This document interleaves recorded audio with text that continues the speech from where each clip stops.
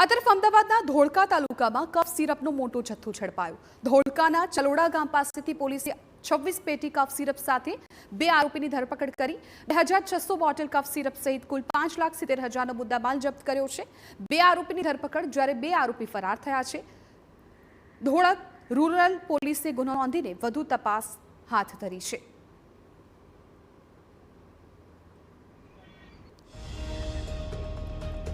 તો અમદાવાદના ધોળકામાંથી 2 આરોપીની ધરપકડ કરી લેવામાં આવી છે જ્યારે 2 આરોપી ફરાર છે। મહત્વપૂર્ણ છે કે હાલ તો પોલીસે તપાસ શરૂ કરી છે, પરંતુ મોટા પ્રમાણમાં કફ સિરપનો આ જથ્થો છે એ ઝડપી લેવામાં આવ્યો છે। સાથે સાથે આરોપીઓ પણ ઝડપાઈ ગયા છે। ધોળકાના ચલોડા ગામ પાસેથી આ કફ સિરપનો જથ્થો છે એ મળી આવ્યો। કફ સિરપની 2600 જેટલી બોટલ પોલીસે જપ્ત કરી લીધી છે। આરોપીની ધરપકડ કરાઈ છે અને હવે આરોપીની પૂછપરછ બાદ વધુ વિગતો સામે આવશે।